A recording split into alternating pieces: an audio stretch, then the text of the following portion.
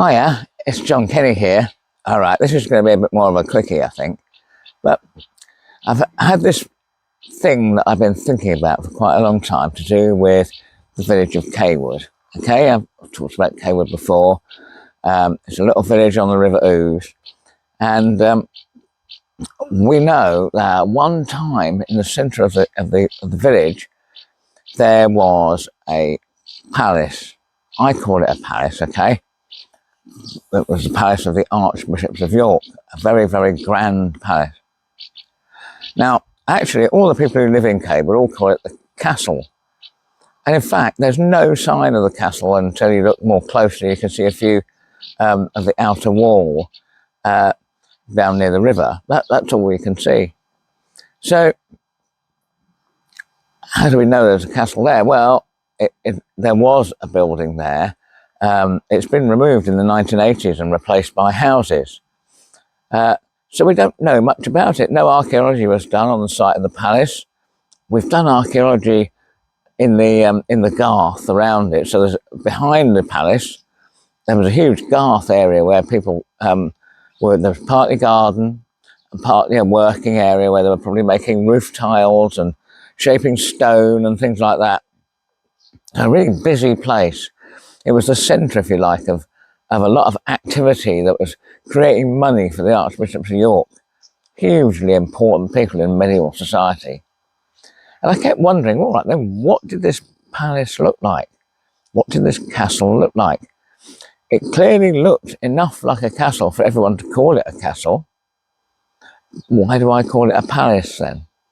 Well, in fact, the idea of what it looked like is there's not very much evidence now.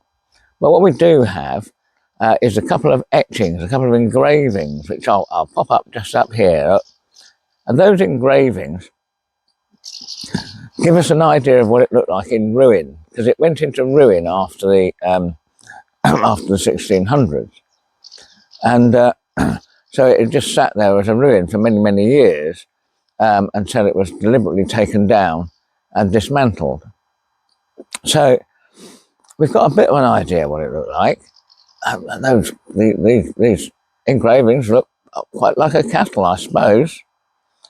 What I'd argue, and what I tried to do, was I tried to get good old AI to create an image that might actually conjure up what it looked like. And I really struggled. It's not, AI is not this kind of wonder master thing that does exactly what you want. You give it all kinds of description and all kinds of images, and it sees what it thinks it can see, and it creates something that's just not what you're after. And part of the problem was, what they actually had was a great hall, okay? A great hall was the centre of the running of an estate for any great lord. Even little lords had a little hall. And also, obviously, if you're the Archbishop of York, you had a great hall, a real big job. And it would have walls round it to keep out the hoi polloi. But effectively, what you're doing is you've got a great hall for great meetings, for important important banquets and the like, and that's what it's all about. That this hall is really the centre of activity, and it looks to me from the etchings that the Great Hall at Cawood was enormous. It maybe not quite as long as the one in Westminster, but something that looked a bit like Westminster Hall here. And what can you see there? You can see an enormous window at the top end of the hall. From the outside, or maybe even from the inside, it feels a bit like a church. It's got some of the same architecture. And I think that was my problem, is that in engravings, you can see a few windows that make it look like a church. And so AI kept looking at this thing and saying, it must be a church, put a church in there. And then it turned things around the wrong way. It got really, really annoying. So what I've done, I've written up my little story as an article in Substack. So you can go and have a look at that. Or you might just have a look at what I'm saying here now. But I think eventually I finished up with something that might look like conjure up the spirit of what I call a palace. Some people might call the Great Hall of the Archbishops of York in Cawood. Other people, because it had a tower over the top of the gateway into the hall. Every one of these halls is structured in a very particular way. You have an entrance way, and if you want to try and make it really high status, which goodness, you don't come much higher status than the Archbishops of York, you put a tower over it. And so there's a big tower in the middle of this place with a huge hall in the middle, all attached to the same building. And then on the other side, you have all the services where all the servants either lived or worked, kitchens, all that kind of stuff. So it's a centre of your business. These days, it would be a gigantic skyscraper. But back in those days, it was a big hall with a big tower, and then actually big stable blocks and storage facilities around it, even a little church so that the Archbishop didn't have to demean himself and go down to the local parish church. And he had his own house as well, all within these low walls. You look at the size of the walls, outer walls in the engravings, they ain't going to keep out a determined enemy. They're not that big, they're not that tall. It might have looked a bit like a castle to the locals, and everyone knows that a great lord has a castle.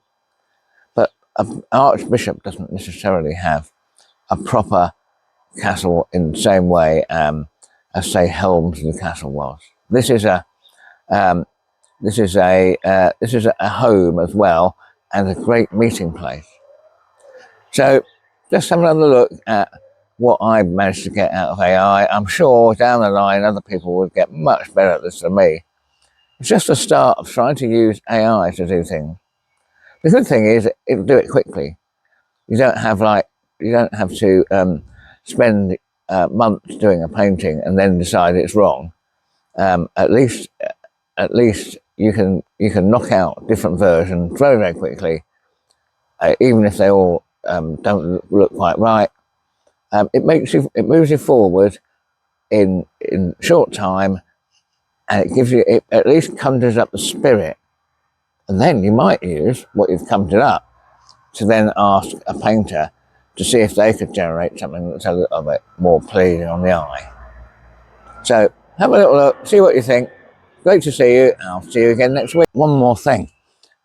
Go and have a look at what I've written on Substack. There's a lot more detail. There's some of the images that I've used in this video that you can spend a bit more time looking at, particularly the plan I did, which is quite detailed actually.